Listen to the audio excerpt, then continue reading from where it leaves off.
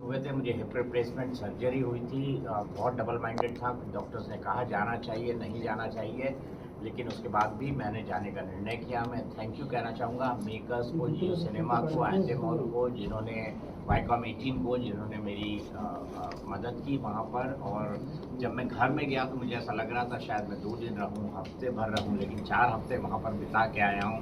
बहुत कुछ सीख कर आया हूँ, बहुत कुछ सिखा कर आया हूँ। उम्मीद है कि जो सिखाया है, मेरी सीख लोग याद रखें, अपने अनुभव, मेरे अनुभव का इस्तेमाल करें, और जो मैंने सीखा है वाकई में उसे मैं ज़िंदगी भर याद रखूँगा। जब आप घर से बाहर आ रहे थे तो काफ़ी ज़्यादा घर के अंदर लोग रहे थे, रणबीर, कटारिया और शिवानी। तो सबसे ज़्यादा इमोशनल अटैचमेंट किसके साथ आपको हुई है? देखिए, मेरे साथ सबके साथ इमोशनल अटैचमेंट है। ऐसा कोई नहीं है जिसको मैं कहूँगा कि मेरा उससे इमोशनल अटैचमेंट नहीं था। सब लोग मेरे पास आते थे, अच्छी बुरी बातें करते थे, अच्छी बुरी बातें सुनते थे, सुनाते थे।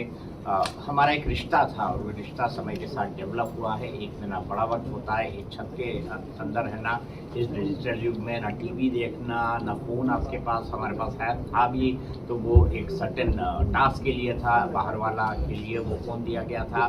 तो ऐसी परिस्थितियों में कोई रह सकता है, मैं तो इसके बारे में सोच भी नहीं सकता कि बिना टीवी पे न्यूज़ देखे मैं रह भी सकता हूँ या नहीं रह सकता हूँ। लेकिन ये 1 महीने का वक्त हमने साथ में गुजारा है। मुझे ये लगता है कि मैं वहाँ पर ट्रॉफ़ी जीतने नहीं, दिल जीतने गया था, और ट्रॉफ़ी जीतना मेरा मकसद कभी था ही नहीं। मैं दिल जीतने गया था, और वाकई मुझे अब ऐसा लगता है कि मैं वहाँ पर कई दिल जीत कर आया हूँ। दीपक उनके सर, आंसू इस बात के गवाह हैं। दीपक सर, आपसे जानना चाहूँगी, जैसे कि आपने कहा नॉमिनेट घर से बाहर आ चुके हैं, बट कहीं ना कहीं अभी भी हाँ सर को अभी भी उस टास्क, जो फोल का टास्क हुआ था, उसमें आपने उन्हें सेव हुआ था, कहीं ना कहीं उन्होंने आपको नॉमिनेट कर दिया। कहीं ये लोग जहाँ बोल रहे थे कर्मा रिफ्लेक्स हुआ है, इस पे आप क्या कहेंगे? मैं सिर्फ इतना कहना चाहूँगा कि मुझे किसी से इस बात की नाराज़गी नहीं है कि किसने मुझे नॉमिनेट किया, किसने नहीं किया। बिग बॉस के घर में मुझे कोई परमानेंटली नहीं रहना था। 4 हफ्ते बाद नहीं तो 6 हफ्ते बाद शो ख़त्म होना था और मुझे बाहर आ जाना था। ये बात ठीक है कि मैं 4 हफ्ते बाद नॉमिनेट हुआ, ये भी ठीक है कि रणवीर ने मुझे नॉमिनेट किया। मैं सिर्फ इतना कहना चाहूँगा कि रणवीर ने जो किया, हमारी ज़िंदगी में जो बड़े परिवर्तन होते हैं उसके लिए कोई ना कोई माध्यम बनता है। रणवीर भी मेरे लिए माध्यम बने, इससे ज़्यादा मैं उसके बारे में कुछ नहीं सोचता।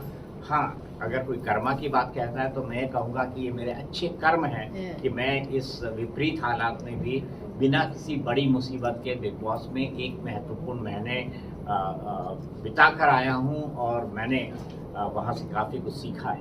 अदनान बदतमीजी से बात की थी तो आपको कितना हर्ट हुआ था उस टाइम पे? मैं इस लायक उनको नहीं समझता कि उनके बारे में किसी तरह की कोई टिप्पणी करूँ। क्या बात है सर, अकॉर्डिंग टू यू सबसे स्ट्रॉन्ग कंटेस्टेंट्स कौन लगते हैं इस समय बिग बॉस हाउस में?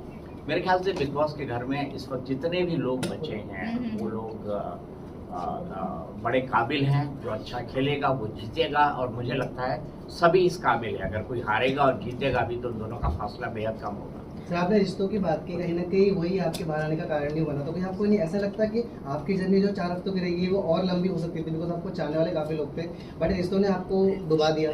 क्या फर्क पड़ता है सर, कोई ना कोई तो किसी को डुबोता है। देखिए, जिंदगी में जो है, ये जो यहाँ लिखा होता है इसको कोई नहीं बदल पाता, उन्हीं को कोई नहीं बदल सकता। मेरी माँ कहा करती थी कि सामान 100 बरस का, पल की खबर नहीं। मतलब ये प्लान फॉर 100 ईयर्स, हम अपनी ज़िंदगी 100 साल के हिसाब से प्लान करते हैं। 20 साल में ये करूँगा, 30 साल में ये करूँगा, 40 में ये करूँगा, 50 में ये करूँगा, लेकिन क्या हमारी ज़िंदगी में अगले पल घटने वाला होता है इसकी हमें खबर नहीं होती। दीपक सर,